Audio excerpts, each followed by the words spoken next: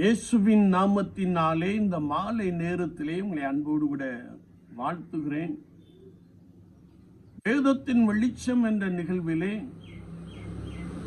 அழைப்பை குறித்து நாம் பரிசுத்த வேதாகமத்திலே தியானித்துக் கொண்டே இருக்கிறோம். இன்றைக்கும் 2 சாமுவேலின் புஸ்தகம் 24ஆம் அதிகாரம் 10ஆம் வசனத்தை நாம் வாசிக்கின்ற போது தாவீது அரசன் சொல்லுகிறார், புத்தியீனமாய் செயல்பட்டு விட்டேனே என்று சொல்லுகிறார். தாவீது அரசன் தன்னுடைய வாழ்க்கையிலே இஸ்ரவேலின் சேனைகளை லக்கம் பார்த்தார், எண்ணினான். அவர்கள் 5 லட்சம் பேராய் இருந்தார்கள் என்பதை குறித்து வசனம் மிக தெளிவாக கற்றுக் கொடுக்கிறது.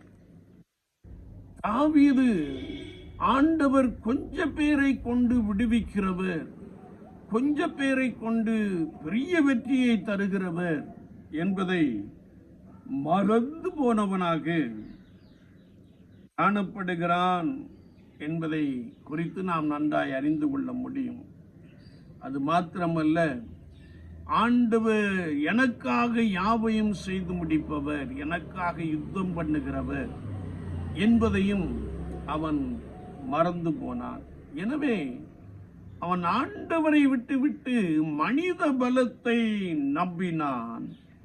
இது நிமித்தமாய் அங்கே 3 நாட்கள் கொள்ளை நோயினாலே 70,000 பேர் மடிந்து போனார்கள் என்பதை குறித்து நாம் மிக தெளிவாக அறிந்து கொள்ள முடியும்.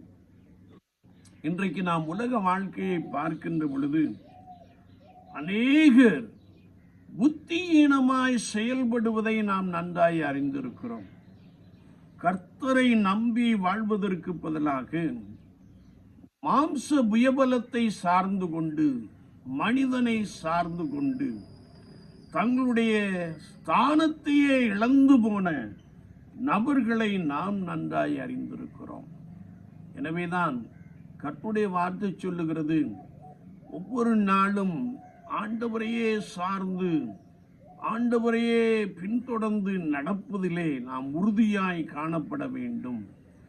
அவரை விட்டுவிட்டு புத்தியீனமாய் செயல்படுவதை நாம் விட்டுவிட வேண்டும் என்பதை குறித்து வசனம் மிக தெளிவாக கற்றுக் கொடுக்கிறது. தாவீது ஆண்டவரை பார்த்து, பெரிய பாவம் செய்தேன், என் அக்கிரமத்தை நீக்கியருளும், புத்தியீனமாய் செயல்பட்டு விட்டேனே என்று சொல்லி அழுகின்ற ஒரு காட்சியை நாம் பார்க்க முடியும். என்னை கேட்டுக்கொண்டிருக்கிற என் அன்பு சகோதரனே, சகோதரியே, விசுவாச வாழ்க்கையிலே ஆண்டவர் ஒருவரே பெரிய விடுதலையை உண்டு பண்ணுகிறவர், பெரிய வெற்றியை தருகிறவர், பெரிய ரட்சிப்பை உண்டு பண்ணுகிறவர் என்பதை நாம் ஒருபோதும் மறந்துவிடக் கூடாது. தாவீதுடைய வாழ்க்கையிலே கொஞ்ச பேரை கொண்டு ஆண்டவர் பெரிய ரட்சிப்பை உண்டு பண்ணினார் என்பதை அவன் மறந்து சேனைகளின் லக்கத்தை பார்த்தான் என்று வார்த்தை சொல்லுகிறது.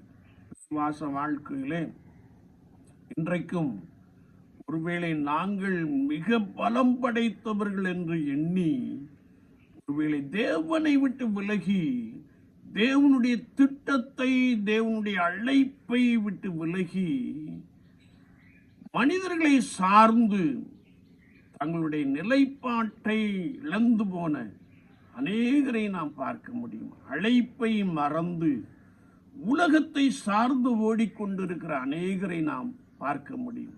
எனவேதான் கர்த்தருடைய வார்த்தை சொல்லுகிறது, நீங்கள் புத்தியீனமாய் செயல்படாதிருக்க ஆண்டவர் உங்களை அழைத்திருக்கிறார் என்பதை ஒருபோதும் மறந்து போகாதிருங்கள். நீங்கள் புத்தியீனமாய் செயல்பட்டால் மிகப்பெரிய இழப்பை, ஏன் மிகப்பெரிய உயிர் சேதத்தை சந்திக்கக்கூடும் என்பதை குறித்து வசனம் மிக தெளிவாக கற்றுக் கொடுக்கிறது. தேவனை விட்டு விலகுகின்ற பொழுது அவர் நம்மை பாடுகளுக்குள்ளும் உபத்திரவங்களுக்குள்ளும் கொள்ளை நோய்க்குள்ளும் ஒப்பு கொடுக்கிறார் என்பதை குறித்து வசனம் மிக ஆழமாக கற்றுக் கொடுக்கிறது. என்னை கேட்டுக்கொண்டிருக்கிற என் அன்பு சகோதரனே, சகோதரியே, உன்னுடைய அழைப்பை நீ மறந்து போகாதே.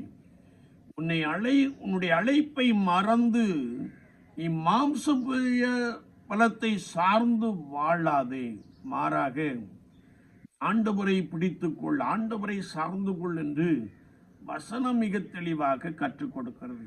இங்கே தாவீது அரசன் ஒருவேளை மாம்ச புயபலத்தை சார்ந்து சேனைகளின் லக்கத்தை பார்த்தபடியினாலே ஆண்டவர் வசனப்பட்டார்.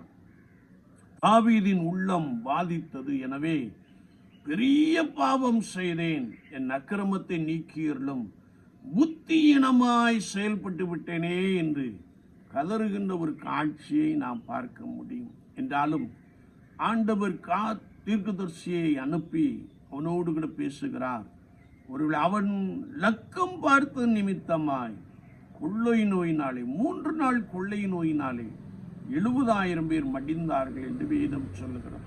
சுவாச வாழ்க்கையிலே நாம் புத்தியீனமாய் செயல்படாதபடிக்கு ஆண்டவர் நம்மை அழைத்திருக்கிறார்.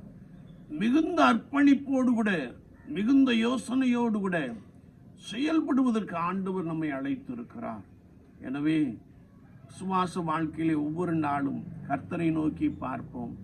நம்முடைய செயல்பாடுகள் கர்த்தராகிய ஆண்டவருக்கு பிரியமுடையதாக இருக்கிறதா, அவரையே சார்ந்து காணப்படுகிறேனா என்பதை குறித்து நாம் நிதானித்து அறிந்து கொள்ளுவோம்.